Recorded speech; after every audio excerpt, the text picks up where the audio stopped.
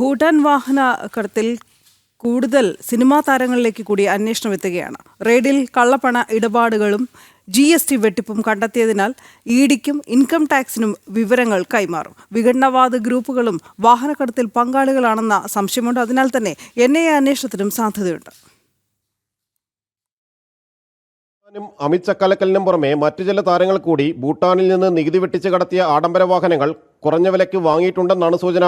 ആദ്യഘട്ട അന്വേഷണം പൂർത്തിയായ ശേഷം ഇവരെ കേന്ദ്രീകരിച്ചും അന്വേഷണം നടക്കും. ദുൽഖർ സൽമാന്റെ വീട്ടിലുണ്ടായിരുന്ന ഒരു ആഡംബരക്കാരന് ഫിറ്റ്നസ് ഉണ്ടായിരുന്നില്ല. പിടിച്ചെടുത്ത് കസ്റ്റംസ് ഓഫീസിലെത്തിച്ച വാഹനത്തിന് രേഖകളിൽ ഫിറ്റ്നസ് ഉണ്ടെങ്കിലും വ്യാജരേഖയാണെന്നും സംശയമുണ്ട്. ഇതു സംബന്ധിച്ചും വിശദമായ അന്വേഷണം നടക്കും. അമിത് ചക്കാലക്കലിനെ കസ്റ്റംസ് ഇന്നലെ ചോദ്യം ചെയ്തിരുന്നു. ദുൽഖർ സൽമാനും ഉടൻ സമൻസ് നൽകും. കൂടുതൽ കേന്ദ്ര അന്വേഷണ ഏജൻസികൾ കൂടി കേസിൽ അന്വേഷണത്തിന് ഒരുങ്ങുകയാണ്. GST വെട്ടിപ്പ്, കള്ളപ്പണ ഇടപാട്, ഭീകരവാദ ഫണ്ടിംഗ് എന്നിവയിൽ ബന്ധപ്പെട്ട ഏജൻസികൾ അന്വേഷണം നടത്തും. NIA, ED, ആദായനീതി വകുപ്പ് അന്വേഷണങ്ങൾക്കാണ് സാധ്യത തെളിയുന്നത്. നികുതി വെട്ടിച്ച് ഭൂട്ടാനിൽ നിന്ന് എത്തിച്ച വാഹനങ്ങളിൽ മയക്കുമരുന്നും സ്വർണവും കടത്തിയതായി കണ്ടെത്തിയിട്ടുണ്ട്. വിഘടനവാദികളും ഭീകരവാദ ഗ്രൂപ്പുകളും ഫണ്ട് സ്വരൂപണത്തിന് ആഡംബര വാഹനക്കടത്തും നടത്തിയിട്ടുണ്ടോ എന്നും സംശയമുണ്ട്. ജനം, കൊച്ചി.